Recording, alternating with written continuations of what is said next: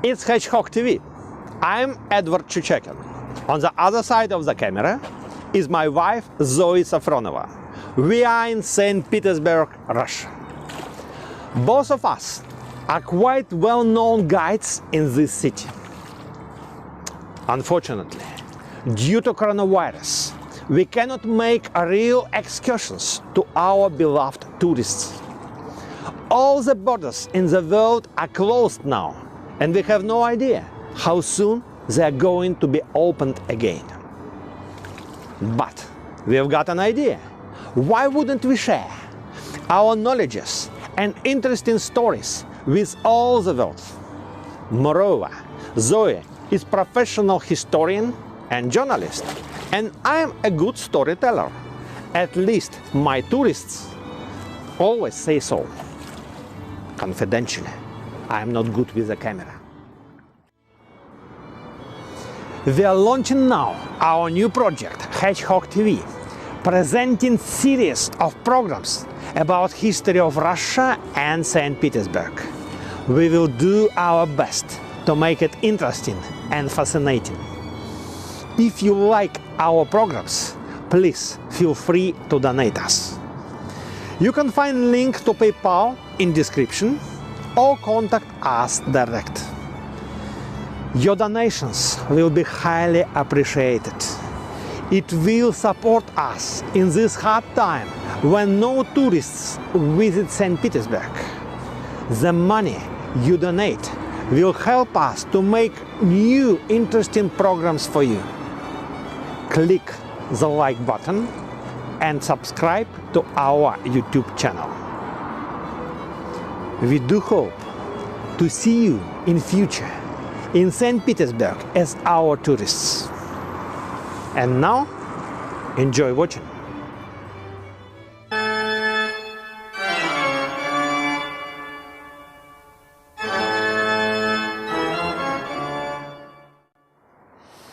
St. Petersburg, 29th of December 2010. New Year is coming. Bobby Farrell, frontman of the famous German disco group Boney M, arrives to St. Petersburg to give a concert on Gazprom Corporative New Year's party at Gymnasium restaurant. Boney M was extremely popular in Soviet Union. That was one of the few Western bands officially allowed in USSR behind the Iron Curtain. That song, Rasputin, was released by Boney M in 1978 that made Bobby Farrell world famous. During the concert, he doesn't feel well. He returns back to his hotel, Ambassador, and goes to his room number 707. That was at 10:45 p.m.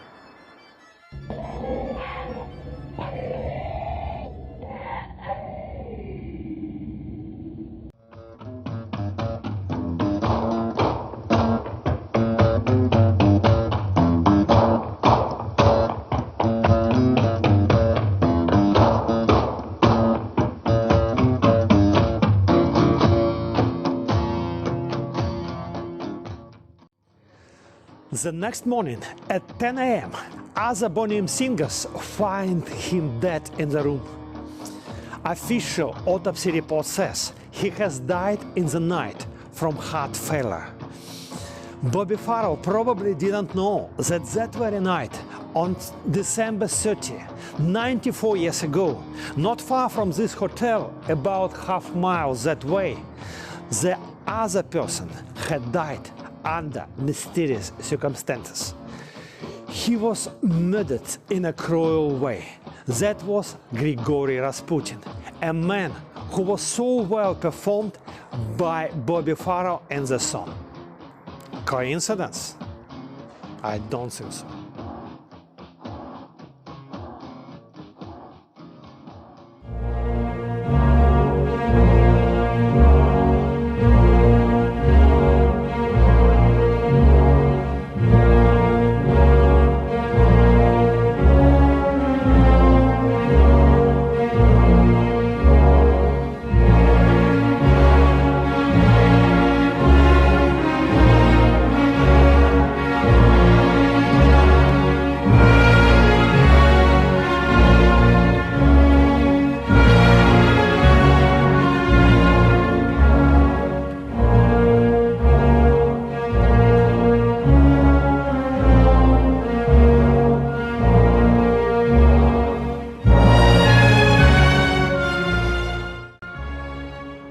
right here at Yusupov's palace. In the night on 30th of December 1916, that very Grigory Rasputin dramatically finished his life. He was assassinated in a very cruel way. Even now, not everything is clear about that crime. Still many secrets and mysteries. Who was Grigory Rasputin? Many people still argue about him. Was he a great magician or talented hoaxer, prophet or liar, man of God or man of devil, powerful healer or just a trickster? Was he a good person or bad one, Christian saint or great sinner? So many questions. We will do our best to find answers to all of them.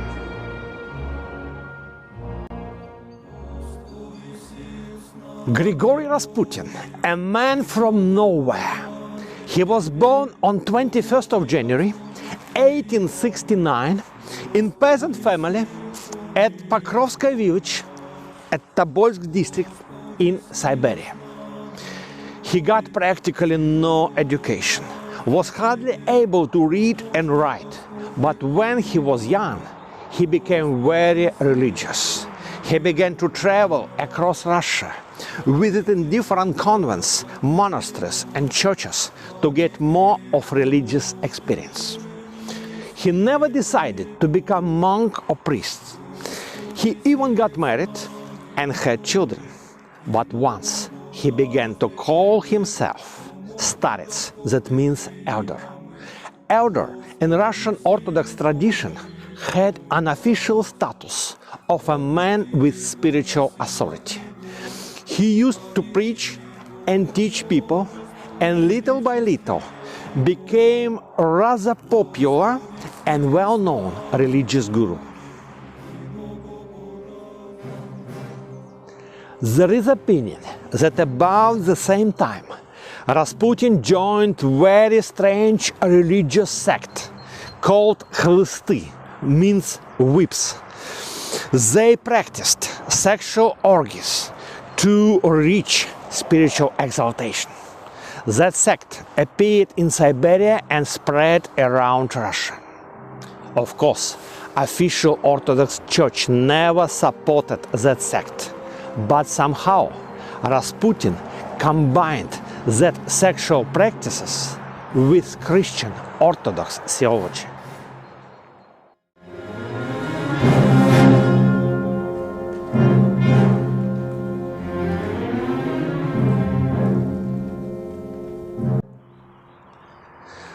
We don't have obvious evidences about that part of his private life, and we cannot fully prove it. But there are a couple of facts about Rasputin. The first fact is he was extremely popular among women. Most of his religious followers were women, and they accompanied him and followed him in his trips. And the second fact is very strange. He used to take his female disciples to sauna with him for some religious practices. They never told what he did with them in sauna. We can only guess what could happen there. Probably that very orgies. Anyway, they all kept in secret what was there.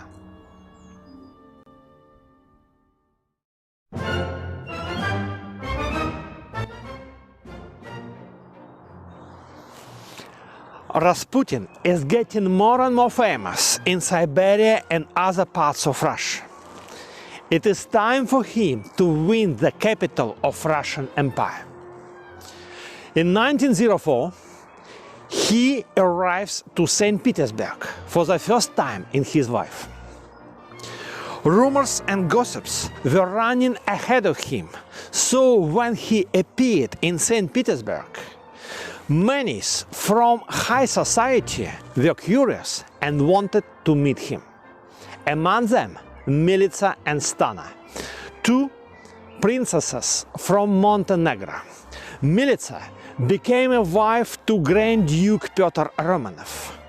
Stana at that time was a wife to Duke Lechtenbergsky. Both of them were religious and liked mysticism.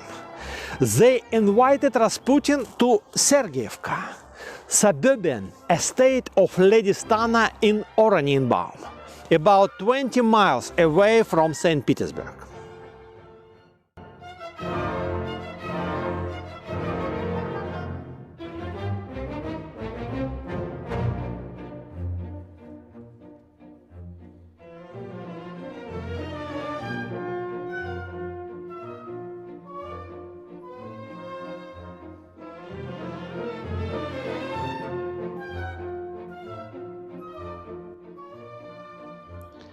Right here, in this mansion, in 1905, Rasputin was firstly presented to St. Petersburg High Society. Sergeyevka became a gate for him to enter the capital. After several parties in Sergeyevka, many other mansions and palaces in St. Petersburg welcomed him a lot.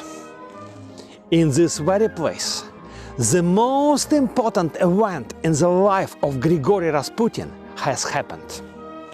On November 1st, 1905, right here in Sergeyevka, Rasputin was introduced to Russian Emperor Nicholas II and his wife Alexandra. They were very much impressed with his spirituality. Afterwards, they used to meet him again and again.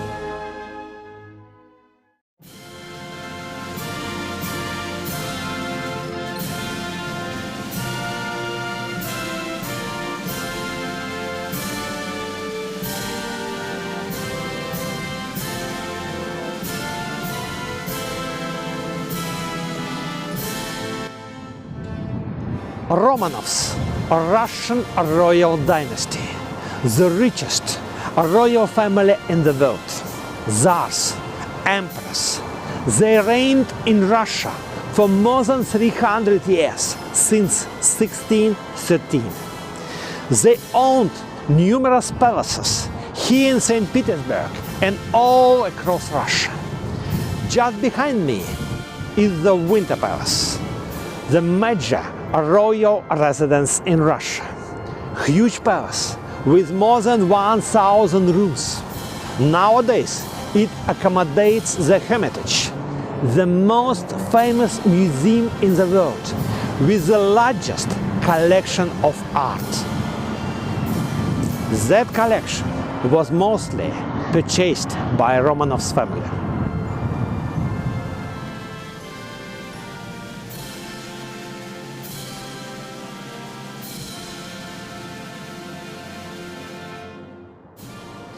But in the beginning of 20th century, the situation began to change for Romanovs. Luck just ran out from them and from all Russia. Last emperor, Nicholas II, became the worst ruler in a line. He was absolute monarch and absolute loser at the same time. Very weak as political leader, he had no wisdom, no will to make right decisions.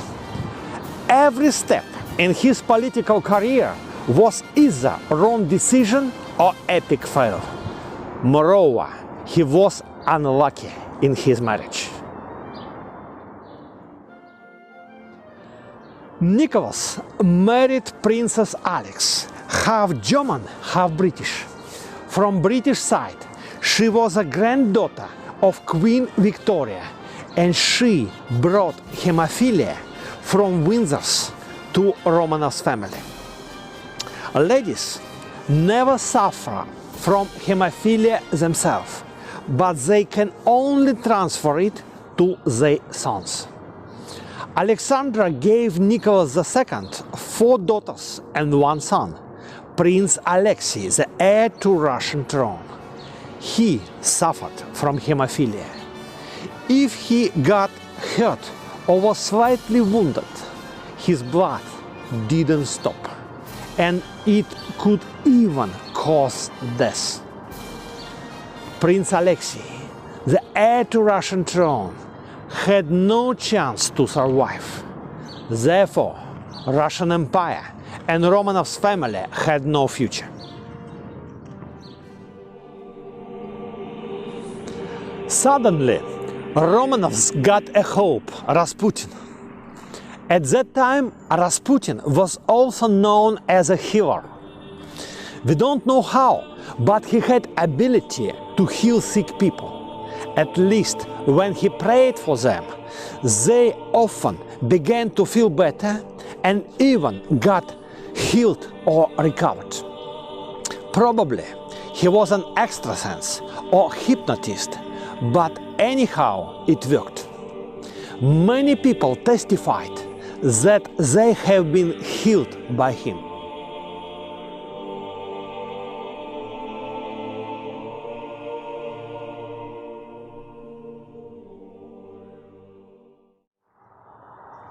Tsar's village, the southern suburb of St. Petersburg, about 16 miles away. Alexander's palace, the favorite place for Nicholas II and his family. They live here most of the year.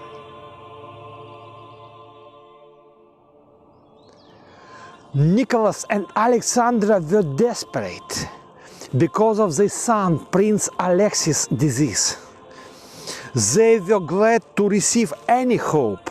Moreover, no doctors could help.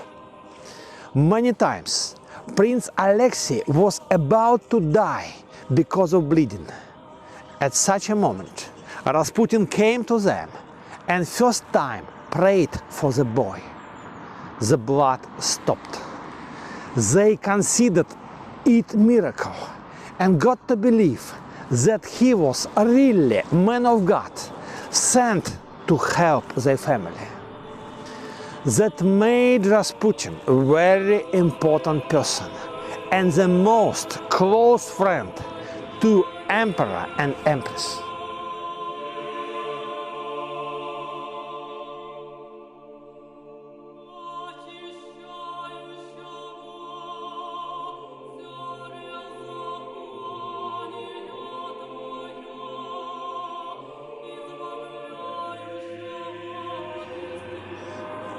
Just next to the palace, there was a house of Anna Vyrubova, the lady-in-waiting for the Empress Alexandra and her best friend. Very often, Nicholas and Alexandra used to meet with Rasputin here instead of the main palace to make his visits private and unofficial. Rasputin used the opportunity to submit Empress Alexandra and through her Emperor Nicholas. He could control them and manipulate them. Nicholas II was very weak as a leader and he never made a decision without asking his wife Alex. But Alex always used to ask Rasputin for advice. Terrible situation happened. Grigory Rasputin, a man from nowhere, came too close to royal family. He became a real decision maker. Tsar and Tsarina were completely dependent on him. How does your father sit in this chair? Does he put his elbows on it? Or does he sit like this? You better not let Papa know you sat in his chair. He'd be terribly upset. There are a lot of people in Tobolsk who'd like to see me now. I was hungry and cold there.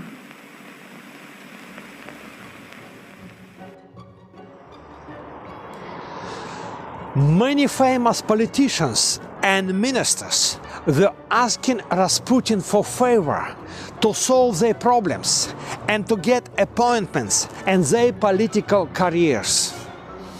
Finally, he became a secret ruler of Russia. He was a power behind the throne.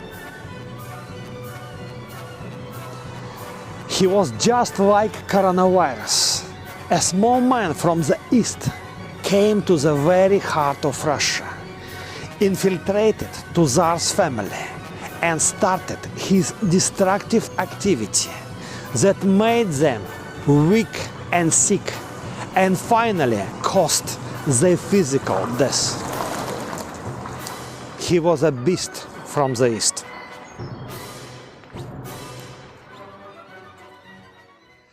Obviously, most of Russian society were not happy with this new situation. They didn't want to see Rasputin as the power behind the throne. For most of people, Empress Alexandra and Emperor Nicholas looked like muppets in his hands.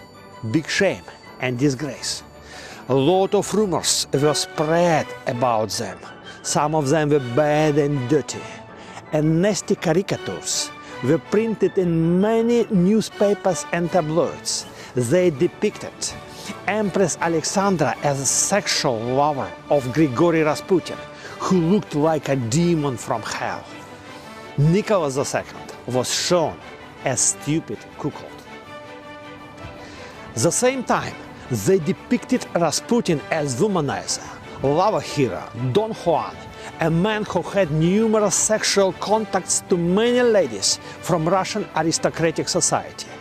Boniem, in their famous song, calls him Russia's greatest love machine. Many noble families became targets for Rasputin's sexual activity. At least in those rumors, he looked like professional pick-upper who spent his life in harassment, hunting for someone's wives. Such a behavior of Rasputin discredited aristocratic society and made husbands jealous, desiring to avenge themselves. Nowadays, such caricatures on TV probably would look like that.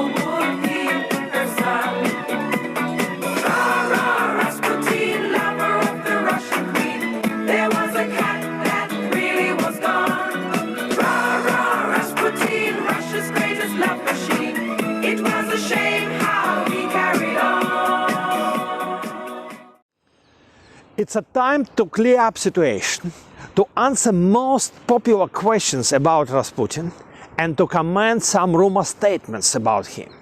Let's take it from that Boniem song. Rasputin, lover of the Russian queen. There was a cat that really was gone. No, he was not. Towards the Empress, he was like an angel from heaven, man of God, messenger, prophet, saint, and he played that role very well. Moreover, the Empress was a very religious lady, and of course she could not consider Grigory Rasputin as sexual lover. Adultery was unacceptable for her. Rasputin, Russia's greatest love machine. It was a shame how he carried on. Yes, he was. There are a lot of circumstantial evidences proving that statement. Let's see. First, his interest to someone's wives. Second, he was extremely popular among women. Most of his fans and followers were women who stayed around him and accompanied him in many trips, even to Siberia. Third, there were many jealous husbands who dreamed to kill him, and I believe they had a reason for that. And finally, numerous rumors about his sexual adventures. At least some of them were based on real facts. To Russian land. selber meint zart. Oh yeah, he really did. He was the power behind the throne.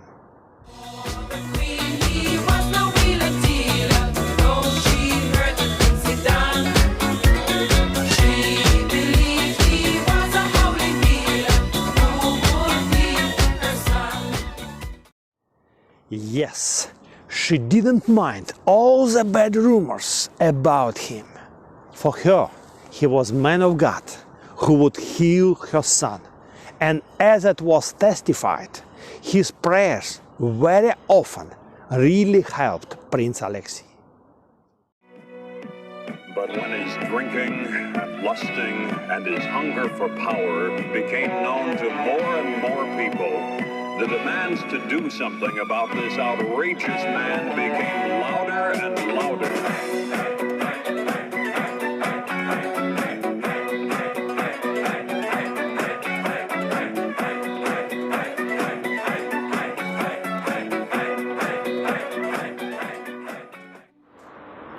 More and more people desired to kill Rasputin to set Russia free from his virus, demonic influence. On the other hand, there were still many people who adored him as saint and pilgrimed to follow him. At Gorokhovo Street, house number 64, in a small apartment, Grigory Rasputin used to live. Many pilgrims and other visitors were waiting here in line for his audience. Among them aristocrats, politicians and people of humble origin. They were asking for help, assistance, patronage and even money. Rasputin spent many hours a day trying to help everyone to be useful. That made him more and more popular, significant and influential. Someone had to stop Rasputin and to deliver Russia from the shame. That was only one effective and traditional way to stop a man in Russia: assassination. Many people dreamed to kill the holy devil, how they called Grigory Rasputin. Some of them even tried. There were few attempts to assassinate him, but all of them failed. Once, in summer 1914, at his native village, Pokrovskoye in Siberia, Grigory Rasputin was seriously injured, but survived.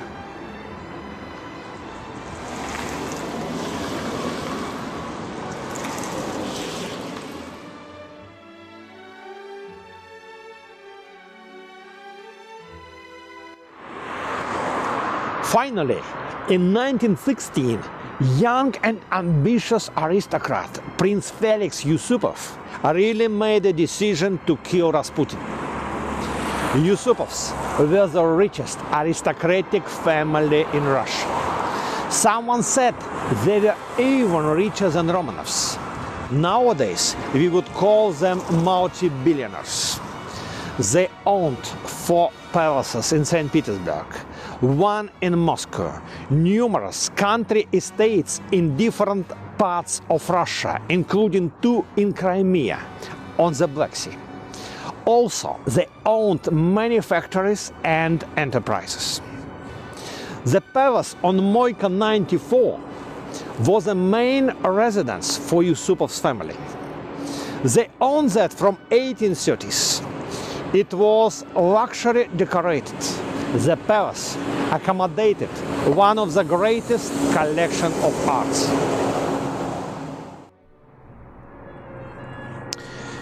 Young Prince Felix Yusupov was recently honored to marry Irina Romanova, the niece of Nicholas II.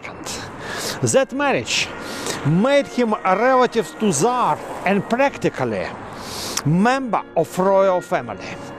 Felix was annoyed to see Tsar and Tsarina weak and manipulated by strange men from nowhere.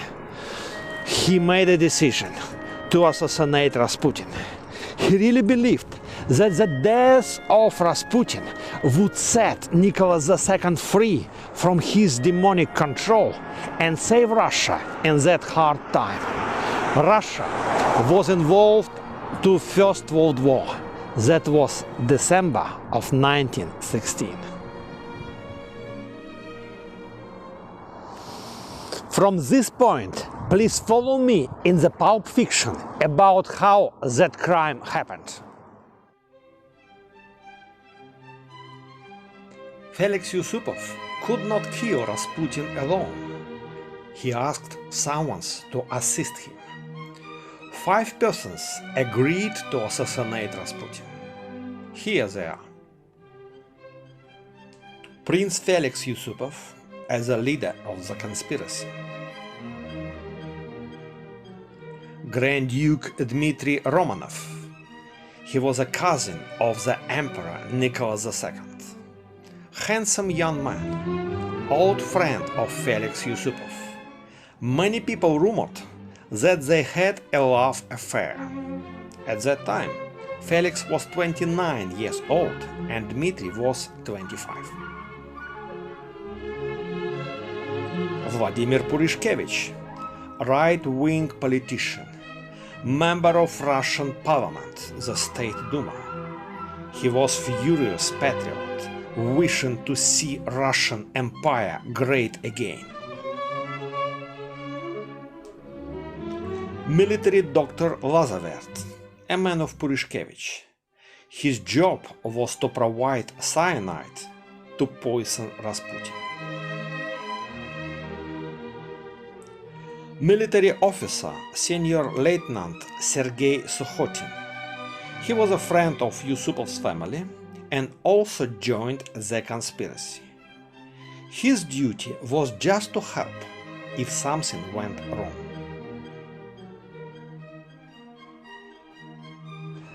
Some other politicians were also involved in the conspiracy, but only those 5 were supposed to perform the assassination physically. The plan was to invite Rasputin for a small secret party that was going to happen here at Yusupov Palace in the night from December 29 to December 30, New Style, or December 16 to 17, Old Style.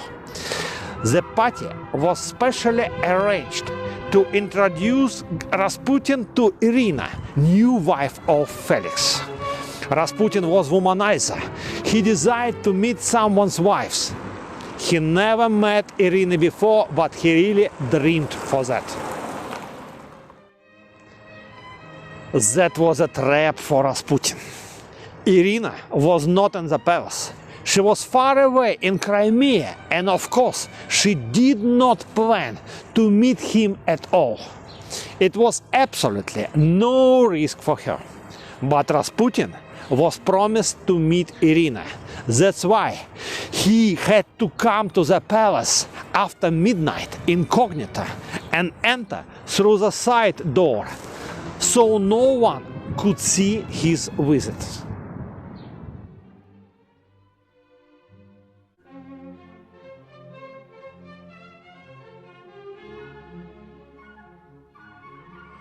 Late in the night, Felix brought Rasputin from his apartment to the palace. He took him through this side door. That secret door led to Felix's boudoir, located in the corner of the palace. Felix used that boudoir for his private parties only. The room was ready for the party. There were cakes on a table poisoned with cyanide, and there were red Madeira wine also poisoned with the same cyanide. The amount of cyanide provided by Dr. Lazavert was enough to kill the elephant. The plan was to keep Rasputin waiting for Irina in the room located in the basement of the palace. Here is that room. The table with cakes and wine was there. At the same time, other members of the team were sitting in the room upstairs. They imitated the party that was actually not true. They just made a noise and heard a loud music from gramophone, old type of vinyl disc player. Felix treated Rasputin with poisoned cakes and poisoned wine, but it didn't affect him at all. Felix ran up and asked the other team members what to do. Poison didn't work. Grand Duke Dmitri gave Felix a revolver to shoot Rasputin.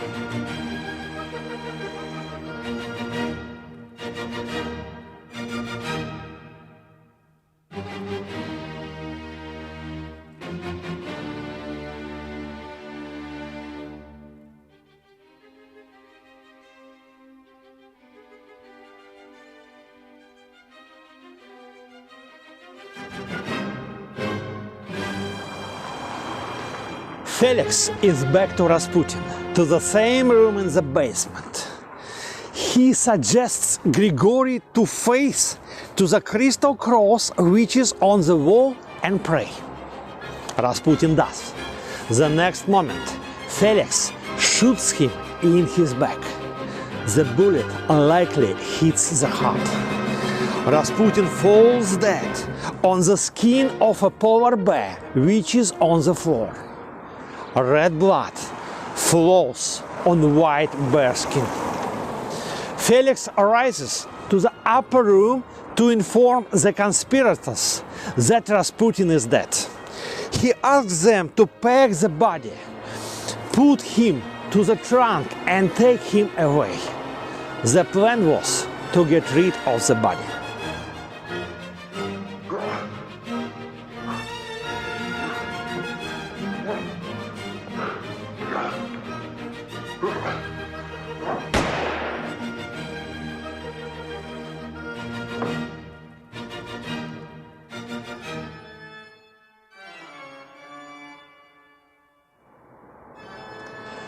After that, Felix returns to the same room in the basement to look one more time at the face of his defeated enemy.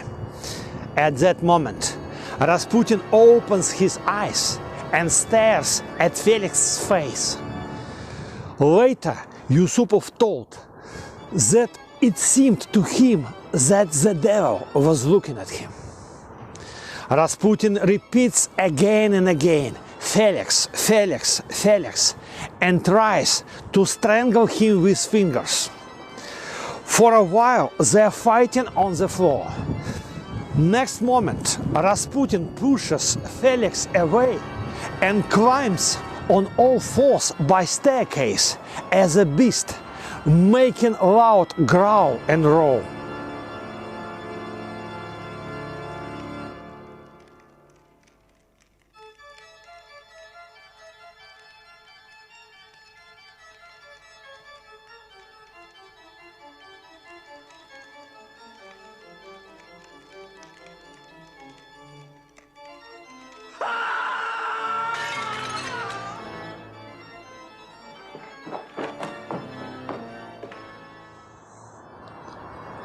Felix screams to his friends.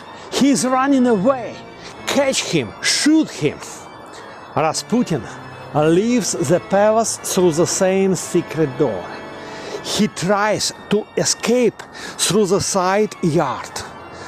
The yard still exists, but nowadays it's a playground for children.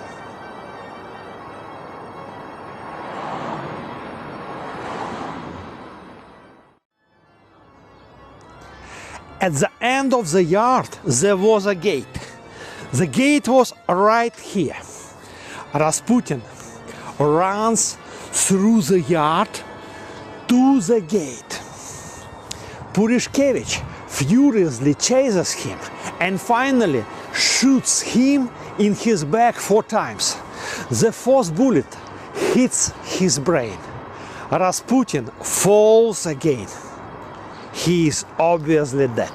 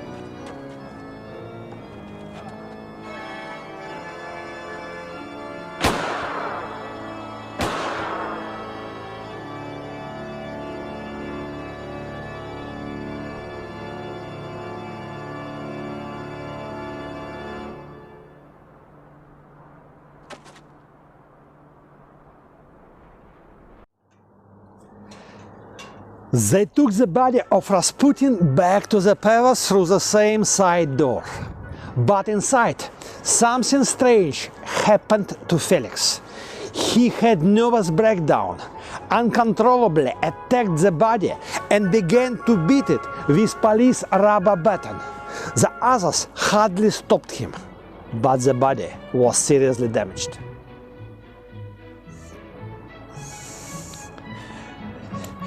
They wrapped the body in Rasputin's fur coat, put it to the trunk of Grand Duke Dmitri's car,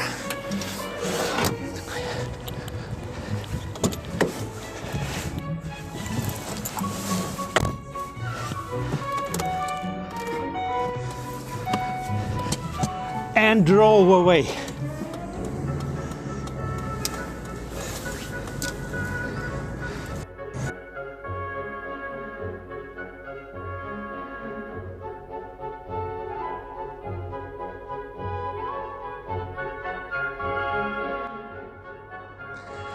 All the snow in the yard was stained with blood.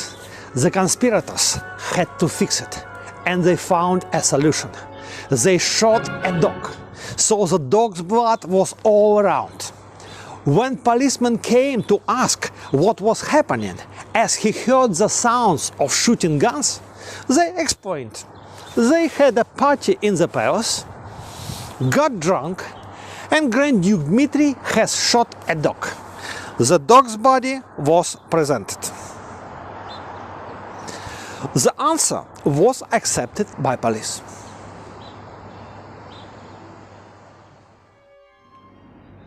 The conspirators drove to Petrovsky Bridge between Petrovsky and Krestovsky Islands on Small Nevka River. That was about 5 miles away from the palace. The river was frozen, but there was an ice hole in the ice. They dropped the body into the ice hole. They hoped the river would take it to the Gulf. Unfortunately, they were unprofessional killers. The fence of the bridge was stained with the blood. One of Rasputin's boots was also lost there and found by police. Police carefully inspected the river and soon found the body of Rasputin frozen to the ice nearby. That was December 19, Old Style, or January 1st, New Style. The crime was uncovered in 2 days. Felix Yusupov and Grand Duke Dmitri have been recognized as murderers, but they were not seriously punished because both of them were part of Romanov's family. Grand Duke Dmitri was sent to Russian army in Persia. A week after crime, on 24th of December Old Style or 6th of January New Style, he left Sergeyevsky Palace, where he used to live in St. Petersburg, and never returned. Felix Yusupov was also exiled to his country estate Rakitna in the center of Russia, and later sent to his another estate in Crimea. It saved their lives. When revolution happened 2 months later in St. Petersburg, both of them, Felix and Dmitri, they were far away from that. Rasputin was also known as a prophet and fortune teller. Somehow he expected his assassination and even predicted what was going to happen in Russia afterwards. Many people heard how he fortune told. I will just share with you the most significant of his prophecies. He used to say to Tsar and his family about the future of Russia: as long as I live, everything is going to be well. But if I die, the rivers of blood would flow. The other prophecy was spoken about that place, Peter and Paul Fortress, the heart of St. Petersburg, From there, the city has begun in 1703. Almost all Romanovs are buried there inside of Peter and Paul Cathedral. Once, in 1916, Rasputin was accompanied with a group of followers, ladies as usual. He pointed to the fortress and fortune told, "I see many tortured victims, not just few single ones, but crowds. I see a lot of corpses, among them few Grand Dukes and hundreds of aristocrats. Neva River will be red with blood." Both prophecies came true. Rasputin was assassinated on 30th of December of 1916, new style, or 17th of December, old style, already in 2 months. In February 1917, first Russian Revolution happened. Nicholas II was forced to sign abdication from the throne already on 2nd of March 1917. The monarchy in Russia fell. Tsar's family, as well as most of Romanovs, were arrested. Hundreds of aristocrats were imprisoned to Peter and Paul fortress.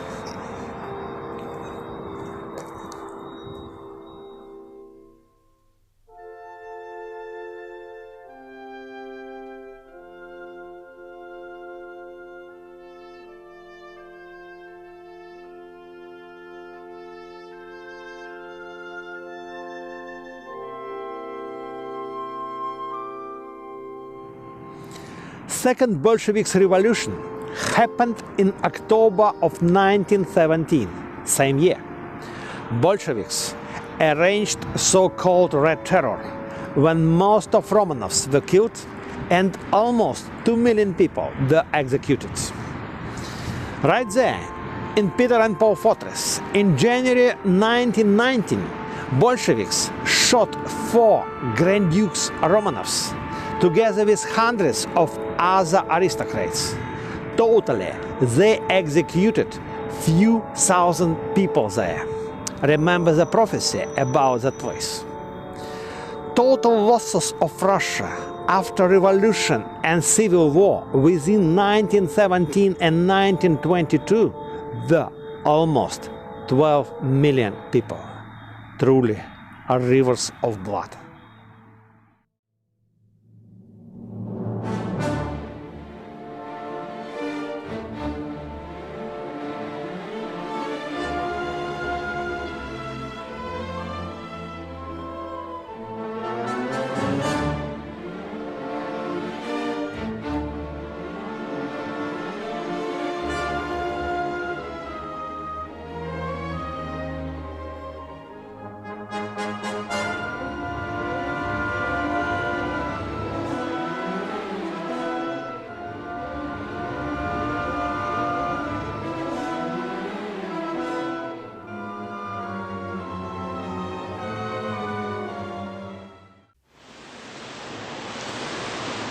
The most significant prophecy of Rasputin was later published by Charles Gibbs, who used to teach English the children of last Emperor Nicholas II.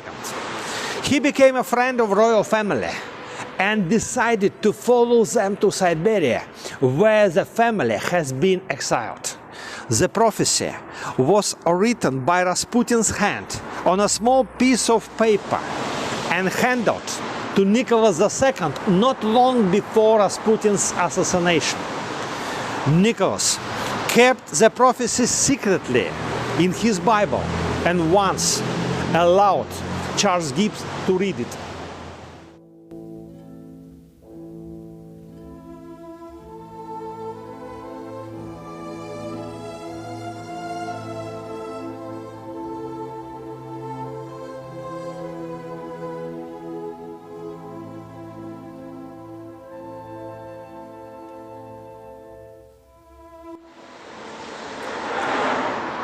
The prophecy really makes sense. The letter was addressed to Tsar, Tsarina, the children, and to all Russia. It was written not long before everything has happened. The prophecy is rather long, so I will give you just a short version of that. Rasputin fortune told that he would have been killed before January 1st, 1917, and if he were murdered by someone from Romanov's relatives, then no one from Romanov's would live longer than 2 years. Russian Tsar would be killed by Russian people. All the nation would be damned. Russians would kill Russians.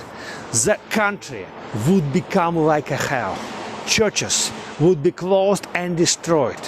And all that would last 3 times by 25 years. Totally 75 years.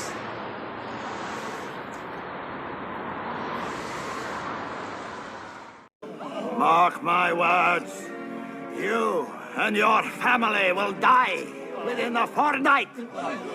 I will not rest until I see the end of the Romanov line forever.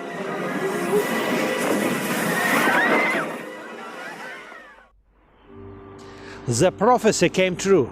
Grigory Rasputin was assassinated on December 30, 1916 New Style or December 17, 1916 Old Style. So, before January 1st, 1917, just as he fortune told. He was murdered by Felix Yusupov and Grand Duke Dmitry. Both of them were relatives of Romanov's family. Grand Duke Dmitry was cousin to Nicholas II, so had the same Romanov's blood. On March 8, 1917, Nicholas II and his family they were arrested. Soon, the most of other members of Romanov's family were arrested as well. Later, in 1918, most of them were executed by Bolsheviks government.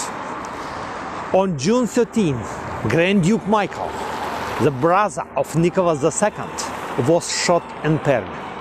Later, on July 17, in Yekaterinburg, the Emperor Nicholas II, his wife Empress Alexandra, 4 daughters and 1 son, Prince Alexei, were assassinated by Bolsheviks. The next night, on July 18, 6 other members of Romanov's family were cruelly murdered in Alapayevsk on Ural Mountains. Among them, Grand Duchess Elizabeth, the sister of Empress Alexandra. One more, Grand Duke Romanov, was also killed by Bolsheviks the same summer in Tashkent, Uzbekistan. And finally, in January 1919, here in St. Petersburg, at Peter and Paul Fortress, 4 other Grand Dukes Romanovs were executed, together with hundreds and other aristocrats. Totally, 19 members of Romanov's family were killed by Bolsheviks, all within 2 years. As I already mentioned, Russia was put on house of revolution and civil war for about 5 years, from 1917 till 1922. Almost 2 million people were executed. Totally 12 million died.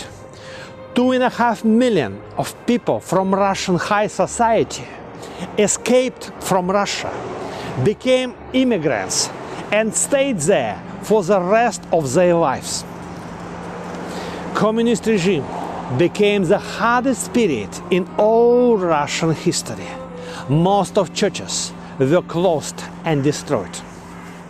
Soviet Union was famous by its political repressions.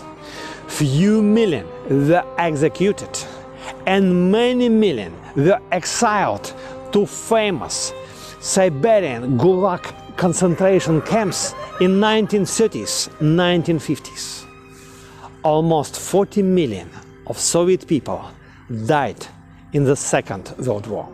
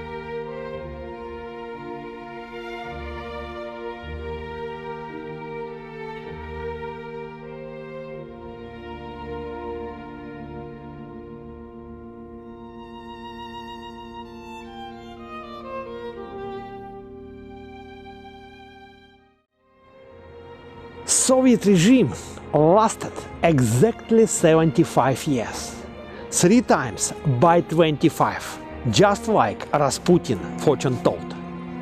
He was assassinated on December 30th, 1916. Soviet Union collapsed and was officially dismissed on 25th of December 1991.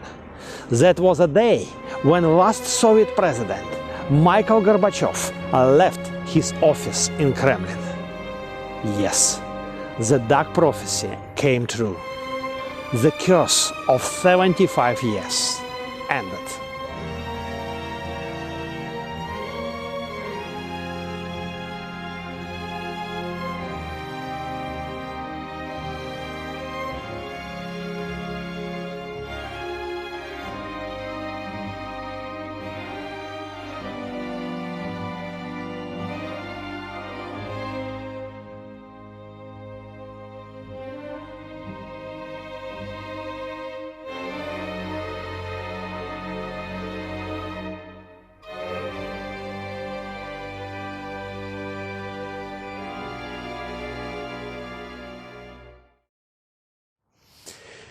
You may ask, what happened to Rasputin's body and where is his grave? The body was caught by police in Small Nevka River and taken to the morgue for coroner's autopsy. The morgue was located at Chesma Palace. That time it was an almshouse for retired soldiers. But originally the palace was built for the Empress Catherine the Great as a road palace for her on the way from St. Petersburg to Tsar's village. The autopsy report was kept in secret and never published. Later, it mystically disappeared from KGB archives. But people rumored that the lungs of Rasputin were full with water. That means he was still alive when they dropped the body to the river. So, he probably died not from bullets or even cyanide, but because he was drowned. Well, that was not easy to kill the holy devil.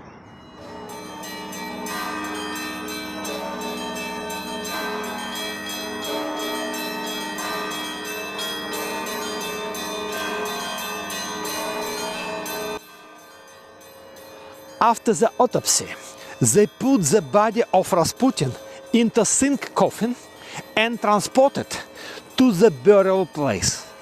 Tsar and Tsarina decided to bury him in a secret place close to their palace, somewhere here. Just a few people knew about that place. The funeral happened in the morning on December 21st, Old Style, or January 3, New Style.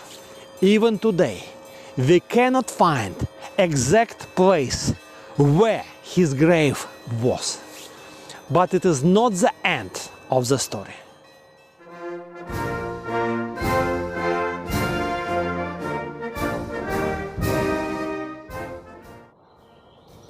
February Revolution happened. Nicholas II signed abdication from the throne on the 2nd of March 1917. Already on 8th of March 1917, he was put under home arrest with his family in Alexandrovsky Palace, here in Tsar's village. New provisional government that came to power in Russia made a decision to find the secret grave of Rasputin to get rid of his body completely. They were afraid of his fans and followers. The government didn't want them to worship his body as martyrs' relics. They managed to find the grave, and on the 8th of March, that very day when Nicholas and his family have been put under home arrest in Alexandrovsky Palace, they excavated the grave and removed the body. Within next 2 days, the coffin with Rasputin's body was secretly moved from place to place to hide it from crowds of his fans. Finally, in the night from March 10 to 11, the truck with the coffin left the city and drove to Lesnoye, the northern suburb of St. Petersburg. The original plan was to cremate the body in the boiler room of Polytechnical University, but it didn't happen. That night the weather was bad. There was a strong snowstorm. The truck stuck in the snow on a forest road near Piskaryovka village. Nowadays it's a district of St. Petersburg, that time just amidst of nowhere. They made a decision to cremate the body right there in a forest next to the road.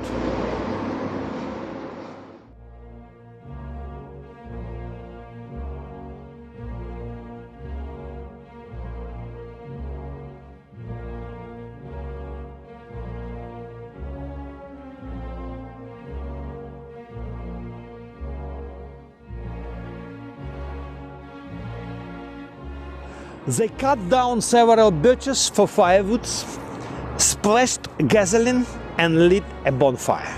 The cremation began. Someone told, "When Rasputin's body has been put on fire," he said. That was not easy cremation. It took them more than 4 hours. Very hard night. All the details of the story became top secret. And even today, we cannot find exact place of cremation, just somewhere nearby.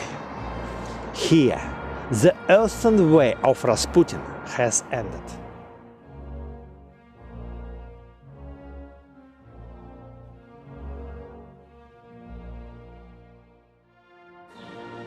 Rasputin became real coronavirus for Russian Empire and for Romanov's dynasty. He took their crowns, killed the monarchy, and destroyed their kingdom. The virus caused a revolution and civil war. 12 million people became victims of that. They either died or were killed within the next few years. Millions have been forced to leave Russia. They never returned back. That was a real epidemic. I can even say pandemia. The virus of revolution spread around Europe and all the world. Finally, now it's a time for all of us to answer the most important questions about Grigory Rasputin. The question number one: was he a saint, man of God? No, I think he was not. The second question: was he a trickster, hoaxer? Yes, I think he was. The third question: was he a magician, a man from hell? Yes, I think he was. And the last question: did Rasputin kill Bobby Farrell? What do you think? All of that was my personal opinion, based on historical researches, memories and diaries. You can make your own opinion about Rasputin after watching our program.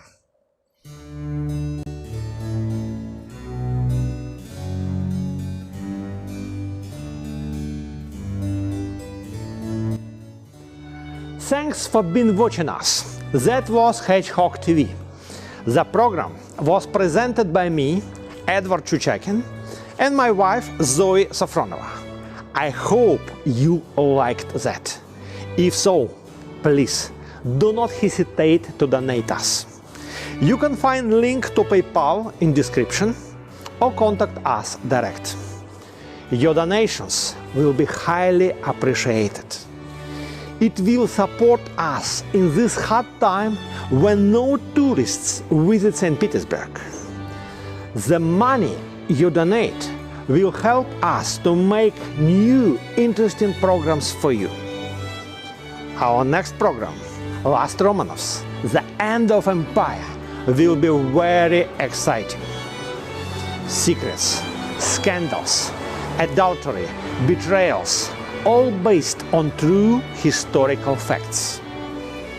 Please click the like button and subscribe to our YouTube channel. We do hope to see you in future in St. Petersburg as our tourists. See you!